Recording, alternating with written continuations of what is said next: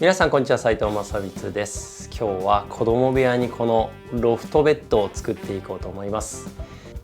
ちょっと大きめなので大変そうに見えるかもしれないですが、丸のことドリルさえあればできてしまう代物です。皆さんの参考になるようにと思っていろんな工程ちょっと長いですがお付き合いください。それでは早速始めましょう。さあ、それでは今回使うのはカフェ板なので、断面形状によってこういう形になってますね。くの字型にみそさねのような形になっていて、床板としてもともと使うようなのでこういう風になってます。でこれはこれでこのまま残してもいいんですが、スクエアに、真四角に長方形にしたいと思いますので、ここをちょっとまず落としていこうと思います。で反対サイドはこういう形ですね。逆サイドはこういう形になっていますので、今回使うのがクレックのリップカットジグ、こっちにガイドを当ててこっち側を切るということをやっていきたいと思います。で理由は、この溝にガイドを当てるとどこに当たるかというのがちょっと不安定になると思うので、この出っ張った側を用いてここがフラットになったらそこからこう自分の欲しい寸法にこうカットしていくと、縦切りしていくというのをやっていこうと思います。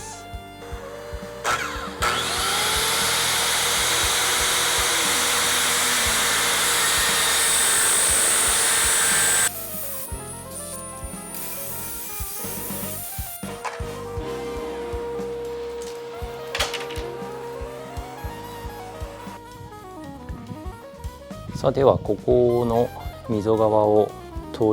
切り落としましたね。なので今度はこいつをひっくり返してこっち基準で切っていこうと思います。2つに分割しようと思います。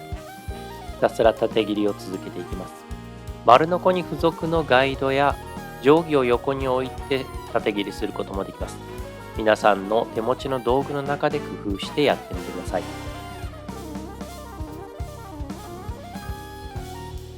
今からフレームを組んでいこうと思います。カフェ板は長さが2メートルなので、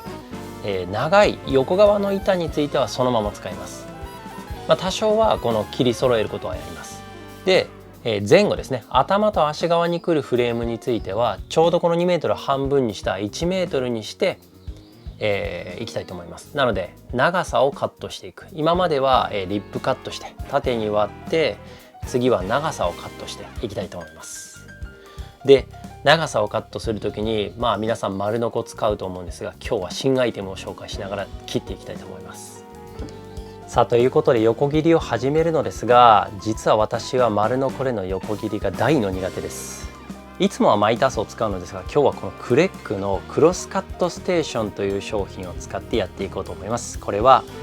クレックの日本の輸入代理店であるジャパンリーベさんから商品提供していただきました。ありがとうございます。でこのクロスカットステーションは私のような丸ノコを使うのが苦手な方のための商品です。丸ノコを使っていてなかなかうまく切れない、直角に切れない、精度が悪い、繰り返して同じ精度に切れない、そういったことを解消するためのツールです。そして特徴的なのはこのガイドを皆さんが今お使いの丸ノコに合わせて調整することができますので、今お手持ちの丸ノコをこのジグで使うことができます。詳しくはメーカーホームページを見ていただきたいですが、ほとんどの丸ノコが使えるはずです。そして今私もこのガイドを自分の丸ノコに合わせて調整しましたので使っていきたいと思います。さあ少しだけ使い方を説明していきたいと思います。でこのクロスカットステーションは、こういったクロスカット横切りする時のためのものでして、ここに切りたい線を引いておきます。この隙間を刃が通っていくわけなので、刃の通る場所を考慮して位置決めしてあげればいいわけです。で今はこの線のこちら側に刃が通ってほしいので、この溝の左側を線と一致させておけばきっちり切れるということになります。じゃあこの状態で切ってみましょう。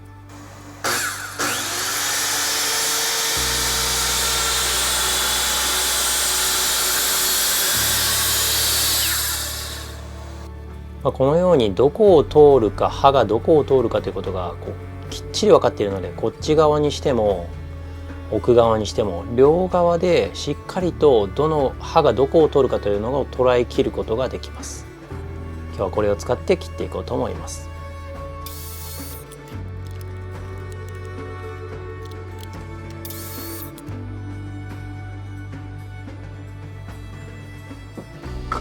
ということで、あっという間にこうやって同じ寸法の角材が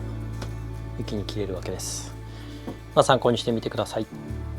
長さの横切りが完了したので仮組みしてみました。さあ、フレームを置くときはどこが頭側でどちら側が壁側かとか、木目を見ながら決めていけばいいと思います。で、間違わないように配置したら、目印をつけておきましょう。例えばテープ1個のところは1個に対応すると、こういう感じですね。次のところは2枚貼って2枚、3枚貼って3枚で、ここに、印を貼ったら、ここにポケットホールを今から開けるんですが、よく間違えます。例えばこっちにポケットホール開けてしまった場合ね、何の意味もないので、必ずポケットホールを開ける側をここで注意深く見ておいて印をつけておきましょう。今回の場合こちら側ですね。こっち側とちょっと多めに開けるのでこっち側と、決してこっちに貼らないようにという意味でこっちに貼っておきます。これを全箇所4箇所ともやっておきましょう。でさらに今回は、ここで組み立てて部屋の中に運ぶのではなく、ノックダウン方式を取ります。壁に2つの板をつけて、その後に2つの板を組み立てるという形になるので、ポケットホールだけの状態ではなかなか組み立てるのが難しいです。なかなかというか、かなり誰かの手を借りるか何かしないと難しいです。で、通常のポケットホールであればライトアングルクランプというものを使って何らか止めることができるんですが、壁についているのでそういうこともできません。そういうこともあって、あとは比較的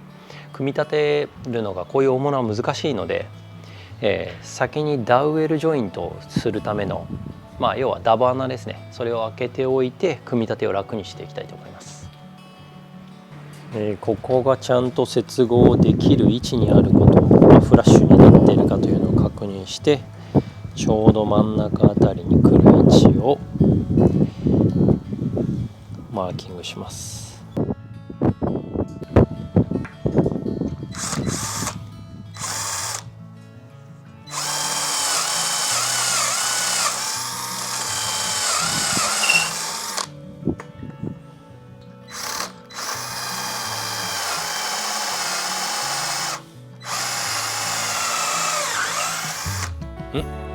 貫通した貫通しましたね。なんと節があったと。じゃあどっちみち貫通する運命でしたね。でも入り口は綺麗に開いてますし、こっち側は壁に接する面なので、あまり気にしなくてもいいかなと。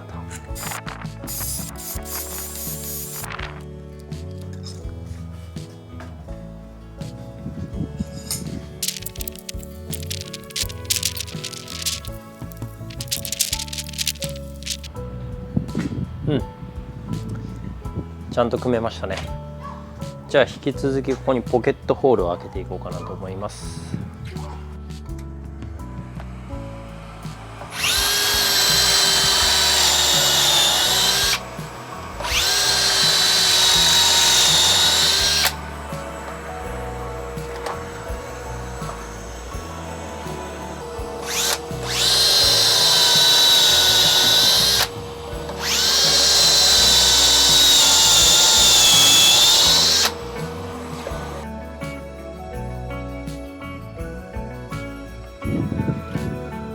じゃあもう一度ポケットホール開いたので組み直しました。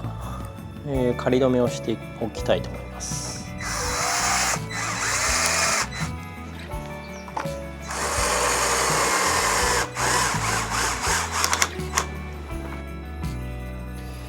ということで組み終わりましたが、やっぱりこういうところに段差がありますし、このノコの跡もやっぱり結構ありますよね。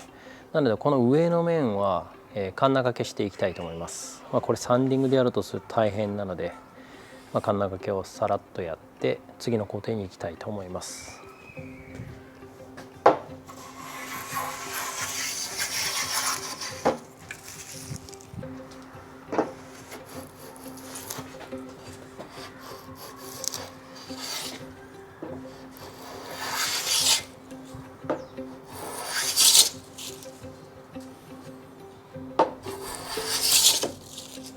ということでフレームが組み上がったので、この手すり部分、転倒防止になる部分を組み付けていきたいと思います。で手すり部分と柱の部分ですね、これを、こういう感じで、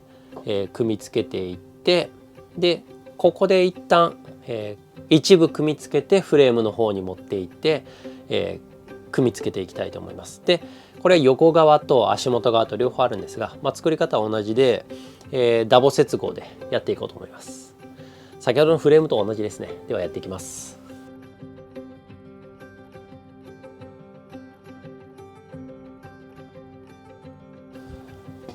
さっきのこの手すり側をここに乗せて、マーキングしてあるのを下に移して同じ位置にダボ穴を開けていこうと思います。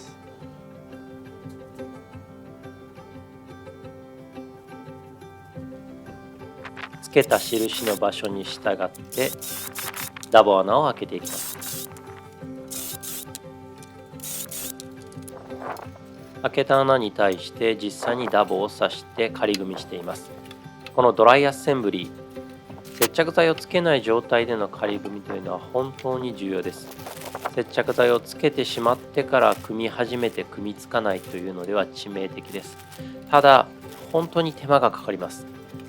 やり直しになることを考えれば、この手間というのは本来は惜しくない工程ではありますので、皆さんもぜひ接着剤をつける前に仮組みをしてみてください。ではね、この仮組みしてあるのを一旦ばらして、接着剤をつけて接着していきたいと思います。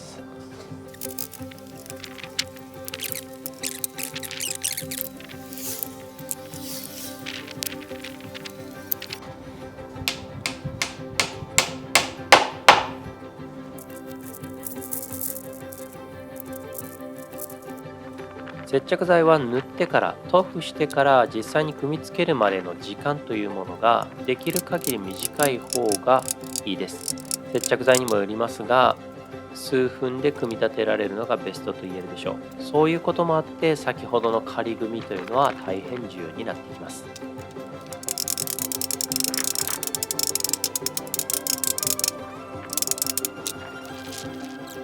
組み終わったらその後クランプをかけておきます。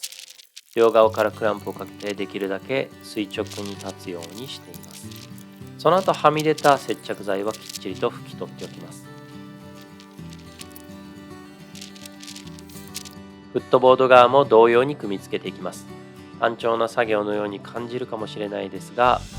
実はこれは完成に向けて近づいていっているということが体感できる本当に楽しい作業の一つになります。皆さんもぜひチャレンジして体感してみてください。さて、じゃあここから角をルーターで取っていこうと思うんですが、トリマーですね、トリマーで取っていくんですが、このバラして取るので、この角とかを取っちゃうとここに溝ができてしまうので、そこを取らないように気をつけながらやっていきたいと思います。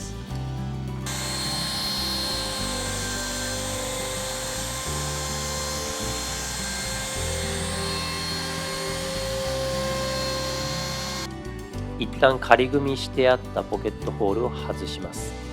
そしてトリマーをかけて角を取っていきます。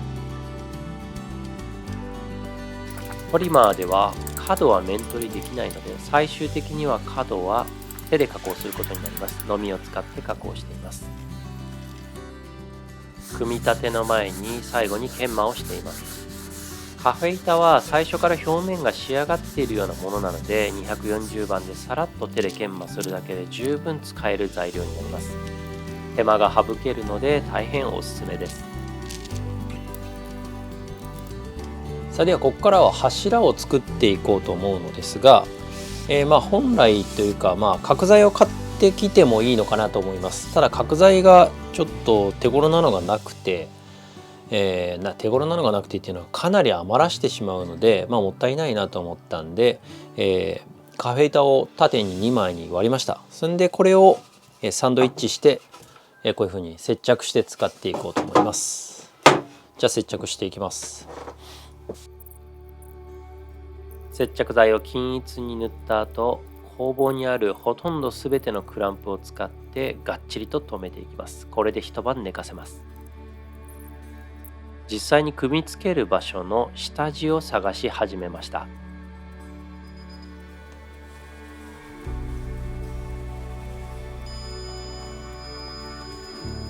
ここに縦3があると分かった状態でちょっと、お見せしていきたいと思います。こうやって下地を探す機械をこうゆっくり走らせていって、これですね、だいたいこの辺りで、そしたら逆側からもう一度やるとぴったりこの辺ですね。なのでここに縦3があるということになります。で、壁の中の下地ですね。で、こう叩いてみると、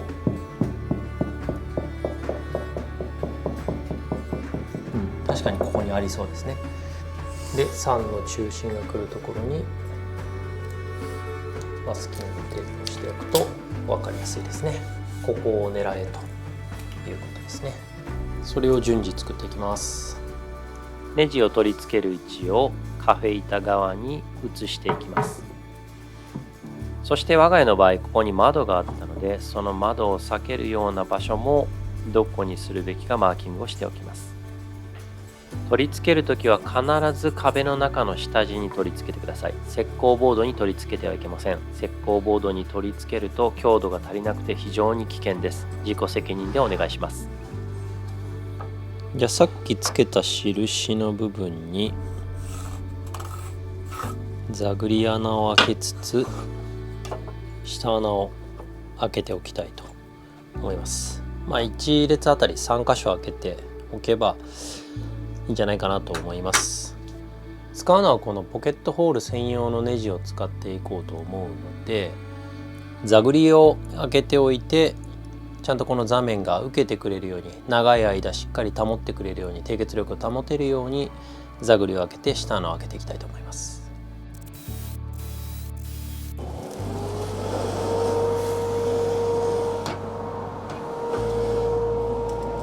じゃあそろそろこのベッドを部屋に取り付けていこうと思います。で、最初にフレームを2つ付けようと思っています。で、最初この長い方のフレームを付けてから、短い方のフレームを付けて、その後に、こう浮くタイプのロフト部分のフレームを付けていく。で、この長い方のフレームを全ての基準にして取り付けをやっていこうと思います。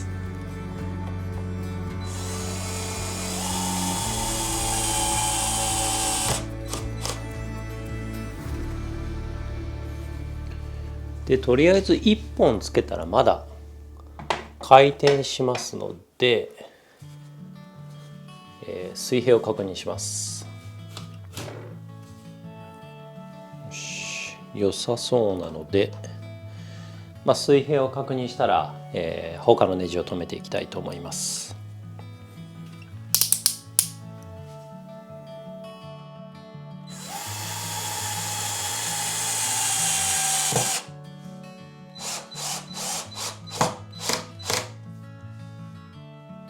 で、閉めた後にもう一回確認しますし、全部留め終わった後にももう一回確認しましょ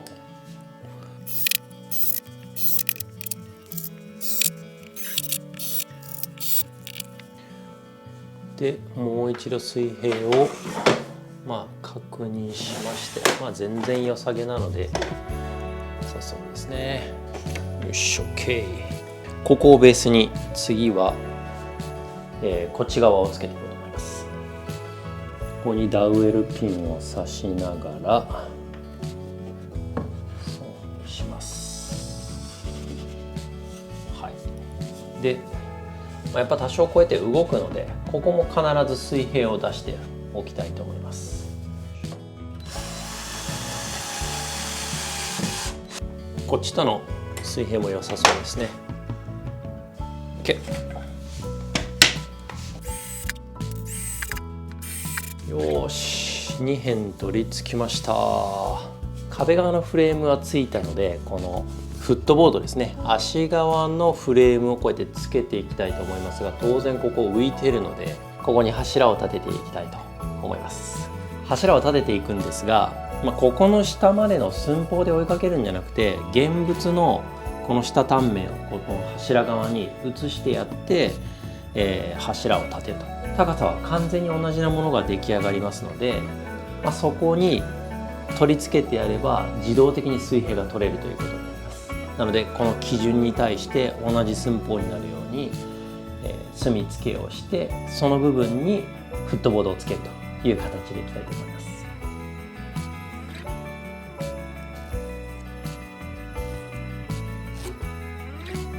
この高さに切り欠きを入れておきます。じゃあ柱を加工してきたんで、組んでいこうかなと思います。先に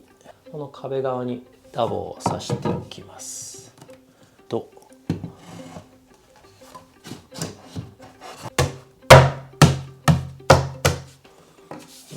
そうですね、入ったので柱をさっき高さ合わせたものをよいしょ、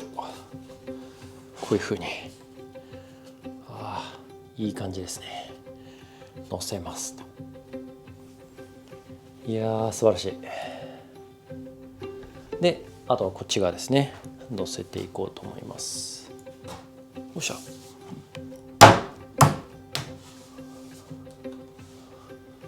おーいい感じ。よし、ちょっと仮組みができました。接着剤をつけてダボを留めようかなとは思ったのですが、正直つけながらが難しくて、もともと位置決めだったんでこのままいきますか。じゃあポケットホールを締めていこうと思います。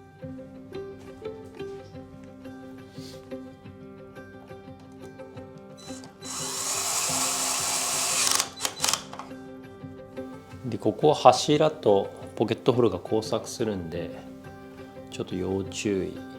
ですね。今ダウエルピンが刺さってるので、柱を抜いてもお互いにこうやって支え合ってくれているので、その間にポケットホールを打っておきます。スクリューを入れておきます。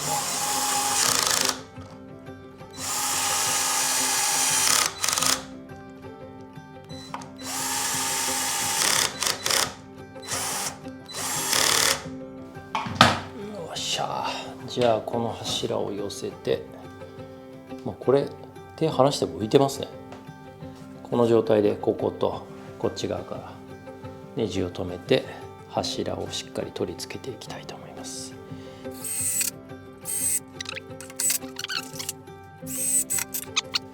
柱の下は一応動かないようにポケットホールで留めておきます。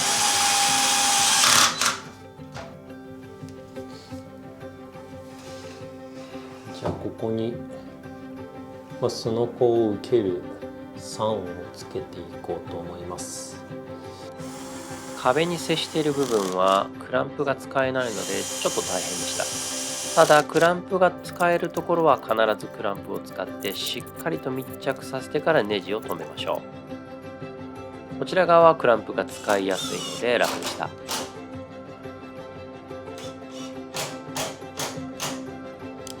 壁についていない2辺のフレーム同士は45度で筋交い補強を入れてあります。これを入れなくてもがっちりとはしていますが、入れておいた方が安全だと思います。さあついにすのこを置き始めました。今回ロフトベッドということもあるので、少し幅が広めの、そして分厚いすのこ板になっています。カフェ板から切り出した板をすのこにしています。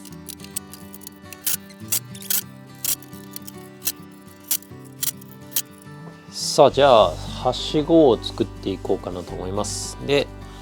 カフェ板から切り出した、杉の板を使ってはしごを作っていきます。で、横の柱っていうんですかねの部分は、こういった材料を使って、でここに、この角材をこうつけていこうかなと思います。で、ずれてはいけないので、左右で、ずれてはいけないので、実際こう柱になるとき、はしごになるときはこういう感じですね。こうなりますが、ずれてはいけないので、こう斜めになってしまうので、それを避けるために、場所をマーキングするときはこうやって左右を開いて同時にこう墨付けを印をつけていこうかなと思います。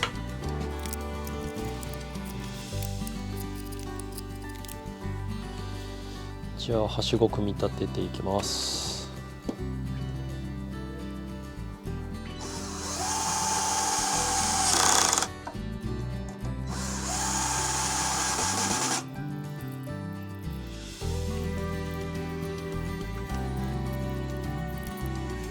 はしごを設置していきます。はしごは裏からシンプルにネジで留めるだけにしました。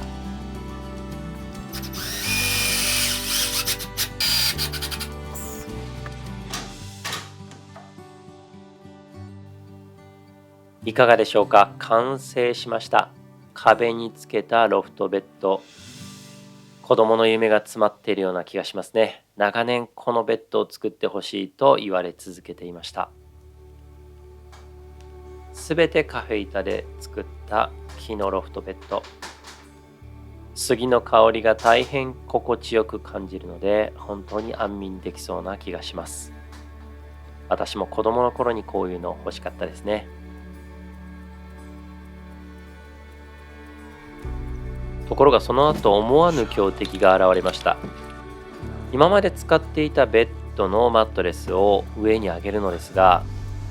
普通サイズのベッドマットレスなのでなかなか重たくて一人では本当に苦労しました。皆さんはもっと薄いマットレスか、布団なんかの方が実はいいのかもしれないです。その方が天井に近くなりにくいかもしれません。参考にしてみてください。ぴったり。本当に寝れるんかいな。よいしょ。おお、いけそういけそう。ちょっと大人は狭いかな。おわ、ぐらつきもないしいけそうだね。ちょっと降りるのが怖い。いやー、これ子供の時にあったら楽しいよな。